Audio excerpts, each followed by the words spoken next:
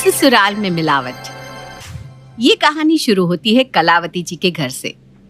कलावती जी एक बहुत ही मॉडर्न ख्यालातों वाली औरत थी। उसने अपनी पढ़ाई मुंबई से की थी, जिस कारण उसका रहन सहन भी बड़ा मॉडर्न था। पर कहते हैं ना, भगवान ने जहाँ किस्मत लिख दी है आप वहीं पहुंच जाते हैं। और कलावती का दिल आ जाता है प्योर देसी दिल वाले शुक्ला जी पर, और वो बन जाती है मिसेस शुक्ला। तो चलिए आपको ले चलते हैं शुक्ला परिवार में। सुबह सुबह लिट्टी चोखा मिल जाता तो बात कुछ और ही होते। ना बाबा ना, मैं तो गुलाब जामुन ही खाऊंगी। क्या फायदा गुलाब जामुन खाने का, जब 30 सालों से मीठा खाने के बाद भी आपको मुंह से जहर ही उगलना हो तो। सब सुन लिया मैंने। आपकी इन्हीं हरकतों के कारण मेरी खुराक कम होती जा रही है। यूँ तो हमने लव मैरिज की है, पर आज तक आपने मुझे मेरी पसंद का लिट्टी चोखा नहीं खिलाया। तो कौन सा आपने मुझे कुछ खिला दिया? कितने पसंद है मुझे गोलगप्पे, पराठे, छोले भटूरे। पर मजाल है कि किसी दिन आप रसोई में जाकर मेरे लिए कुछ बना दे। अब तो मन में एक ही इच्छा है, जो 3 रत्नों को पैदा किया है मैंने, उनकी शादी करके ऐसी तिखी तिखी बहुएं लाऊंगी कि लोग देखते रह जाएंगे। खूबसूरत की खूबसूरत और खाना बनाने में अव्वल। और कलावती अपने तीनों बेटों के लिए लड़कियां तलाशनी शुरू कर देती है। मुझ में और भैया में 2 साल का अंतर है मम्मी। तुम्हें मेरी शादी की क्या जल्दबाजी है? अभी से लड़के देखेंगे तब तेरे मन लायक कोई मिलेगी। नहीं, अभी मत देखो कोई लड़की। वैसे भी मैंने देख रखी है। क्या? कब हुआ ये? तूने हमें बताया भी नहीं। वो मम्मी, वो ना साउथ इंडियन है। रोज तुम्हें इडली डोसा खिलाएगी। सोचो, घर पर ही साउथ इंडियन डिशेस मिलेंगे तुम्हें। तेरी बातों में दम तो है। फिर ठीक है, तेरे भाइयों के साथ तेरा भी रिश्ता कर देंगे इस बार। और कलावती फिर से अपने बाकी दोनों बेटों के लिए लड़की की तलाश में लग जाती है। साउथ इंडियन का स्वाद तो मिल जाएगा, एक पंजाबी बहू ढूंढ लेती हूँ। और तभी शुक्ला जी को उनके बचपन के दोस्त का कॉल आता है। अरे जय जय श्री कृष्णा शुक्ला भाई, कैसा है तू? सुना है बड़ा नाम कमा लिया तूने। 3 होनहार बेटे, तीनों अच्छा कमाते हैं। अच्छे बीवी बच्चे हो ना तो इंसान को और क्या चाहिए। बस बस भगवान की कृपा है चिराग भाई। वैसे आज कैसे याद किया, कोई खास वजह? मुझे पता चला कि तू अपने बेटों के लिए लड़की देख रहा है। मैं भी ना अपनी बेटी के लिए लड़का देख रहा हूँ। बहुत होनहार बच्ची है, बस एक अच्छा लड़का मिल जाए।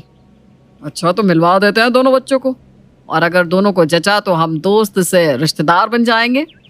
मैट्रिमोनियल साइड से कलावती परविंदर का रिश्ता अपने दूसरे बेटे निखिल के लिए निकाल लेती है, और एक ही मंडप में कलावती अपने तीनों बेटे करण, प्रेम और निखिल की शादी वत्सला, परविंदर और मिताली से करवा देती है। मंडप में अपने तीनों बेटों को अपनी अपनी धर्मपत्नियों के साथ फेरे लेते हुए देख कलावती बहुत खुश होती है। अब आएगा जीने का मजा।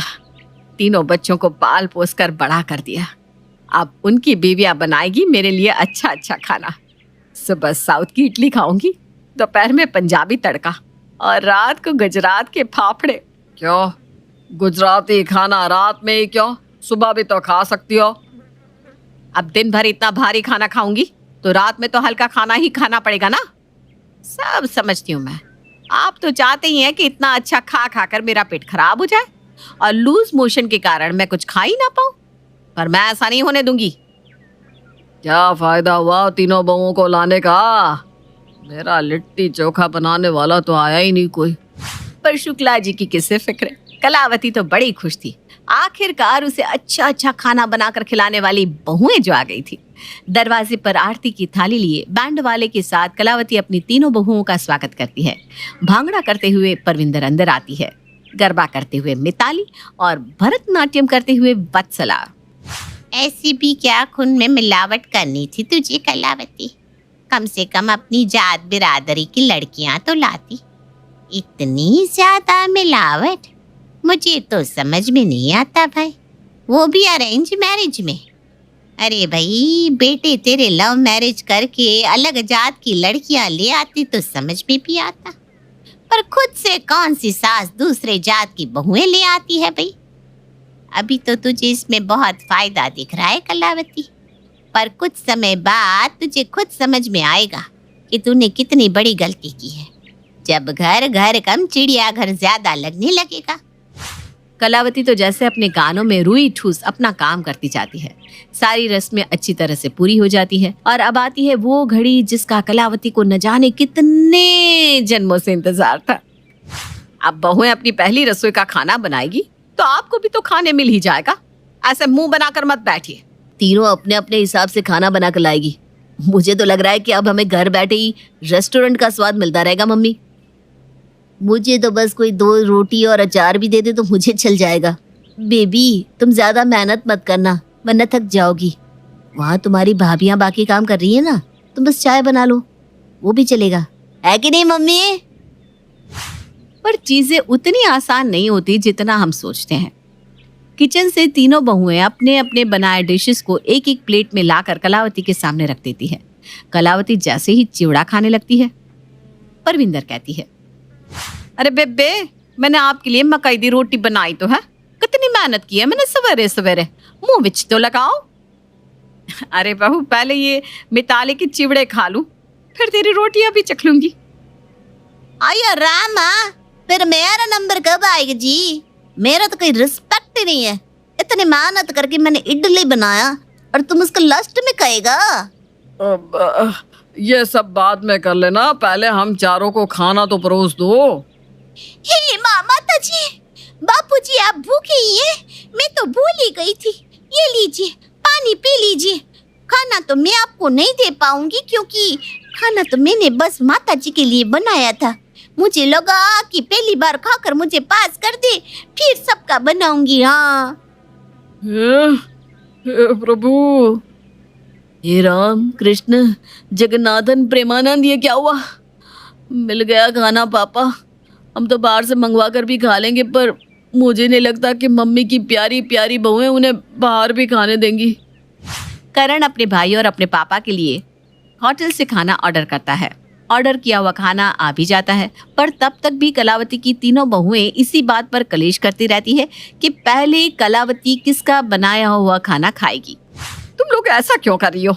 मुझे भूख लग रही है, सामने इतना अच्छा अच्छा खाना है, फिर भी अब तक एक निवाला भी मेरे मुंह में नहीं गया। हाय रब्बा, मेरे रहते आप भूखी क्यों रहेंगी बेबी? आप खाइए ना मेरी बनाई हुई मक्कई दी रोटी।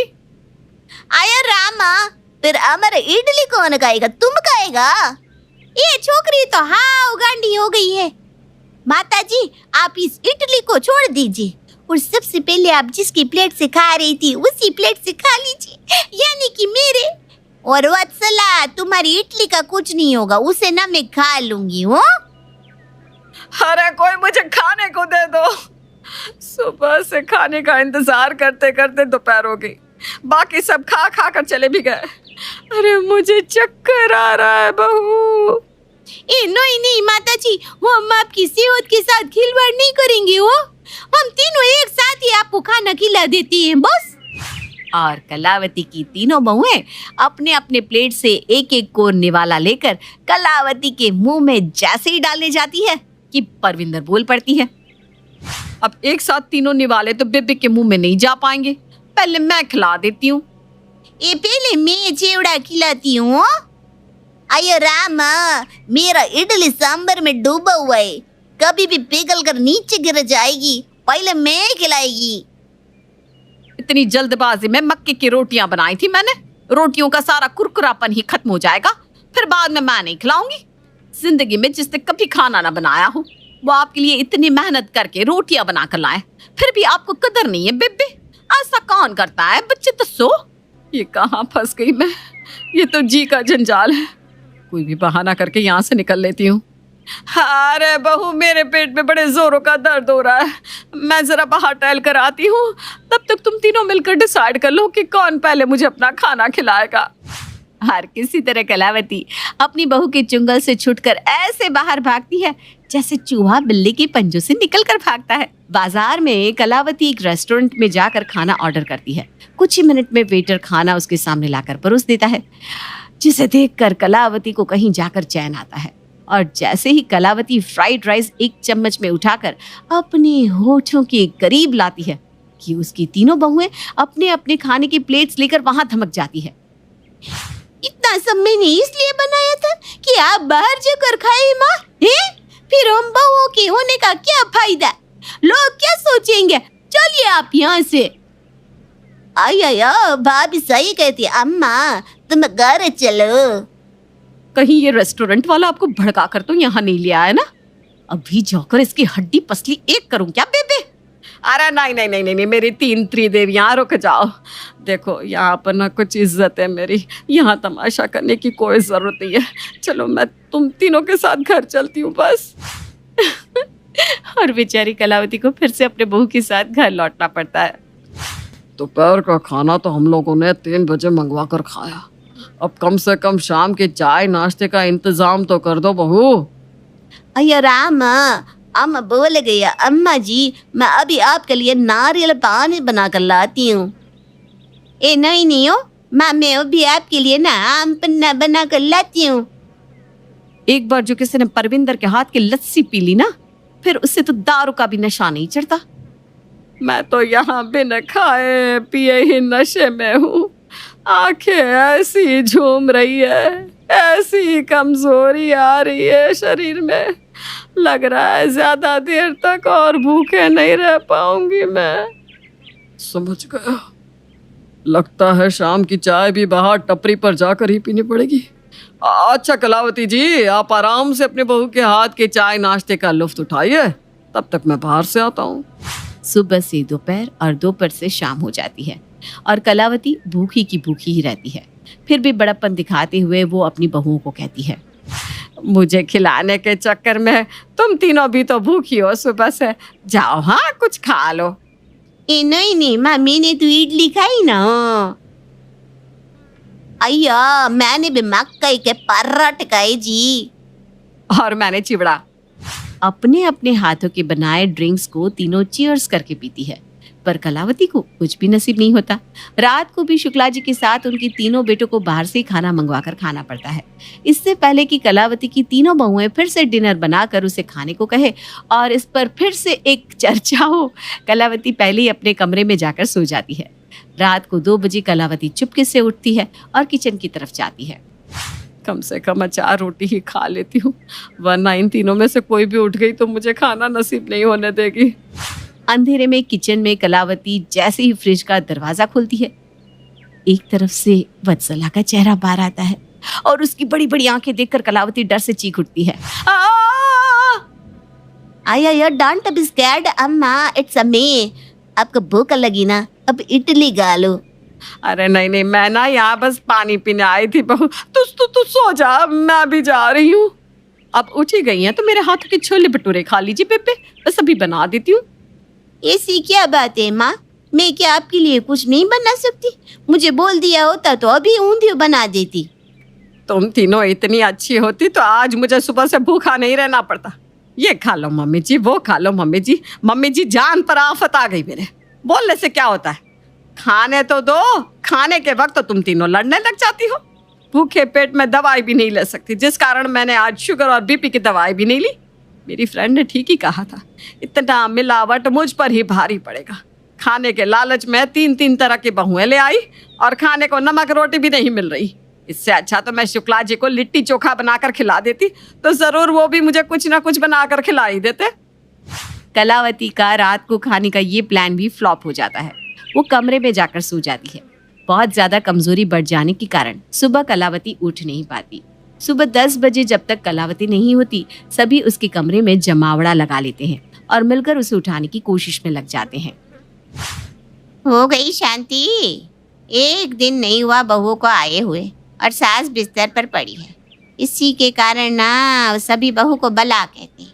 एक बार बस होश आ जाए कलावती को तो मैं उसे अपने घर ले जाऊंगी। और तुम तीनों क्या फर्ज निभाया है? तीनों ने बेटे होने का, बंद गए ने बीवियों के पल्लू में। आया आप ठीक कहता आंटी जी, मेरे को माफ करना अम्मा, it's all my fault, please उठ जाओ। ये क्या शप्पा हो गया? बाबा जी मदद करो, मेरे बेबे को ठीक कर दो बाबा जी। हम तीनों कभी जिद नहीं करेंगे, बेबे को जिसके हाथ के खाने का मन करेगा वो उसी के हाथ का खाएगी। मैं तो अभी जाकर अम्बा माँ के आगे जोत जलाती हूँ। मुझे पूरा विश्वास है कि अम्बा माँ कुछ होने नहीं देंगी। अब ये ड्रामा करने का क्या फायदा? ये सब तुम तीनों के कारण हुआ है। अगर मम्मी को कुछ भी हुआ ना तो देख लेना, मैं किसी को नहीं छोड़ने वाला। कम से कम तुमसे तो मुझे ऐसी उम्मीद नहीं थी वत्सला। ऐसा क्या खिलाया तुम लोगों ने मम्मी को? बेचारी भूखी भूखी ही बेहोश हो गई। फौरन सभी कलावती को लेकर डॉक्टर के पास जाते हैं। लगता है इन्होंने अपनी दवाइयां समय पर नहीं ली और बहुत समय तक भूखा रहने के कारण कमजोरी से ये बेहोश हो गई है। पेट में प्रॉपर ना खाना जाने के कारण शरीर में कमजोरी आ गई है। वैसे मैंने इंजेक्शन दे दिया है, कुछ ही देर में उन्हें होश आ जाएगा। नर्स अंदर जाओ, पेशेंट को होश आए तो उन्हें जूस और सूप दे देना। सभी अंदर कैबिन में जाते हैं जहां कलावती बिस्तर पर लेटी थी। नर्स के साथ साथ बाकी सभी भी कलावती के कमरे में जाते हैं। उसकी तीनों बहुएं बिस्तर पर उसके सिरहाने खड़ी होकर रोने लगती है। ओहो, अब तो मम्मी जी ये टेस्टी टेस्टी खाना खा ही नहीं पाएगी। इतना अच्छा टेस्ट है खाने का। छोड़ो, मैं ऐसे ही खुद खा लेती हूँ। मिताली को लगता है कि उसके ऐसा कहने से कलावती होश में आ जाएगी, पर ऐसा नहीं होता, जिससे उसे बहुत अफसोस होता है और वो फूट फूट कर रोने लगती है। तभी कलावती धीरे धीरे अपनी आंखें खोलना शुरू करती है। पेशेंट के साइड से हट जाइए, उन्हें होश आ रहा है। कलावती जी लीजिए सूप पीजिए, इससे आप बेटर फील करेंगी। सूप को देखते ही कलावती फट से उठकर बैठ जाती है। चलो कुछ तो नसीब हुआ। वहीं सामने अपनी तीनों बहुओं को देखकर कलावती घबरा जाती है कि कहीं उससे ये सूप भी ना छीन जाए। अम्मा घबराइए मत, हम लोग लड़ेंगे नहीं। वी अंडरस्टूड, हमसे गलती हो गई। इनकी सो बेबे, मैं कभी वैसा फिर ना करूंगी। वैसे सूप जरा सादा नहीं लग रहा। इसमें मेरा गुजराती तड़का होता न तो बात अलग होती हो। ये तीनों कभी नहीं सुधरेंगी।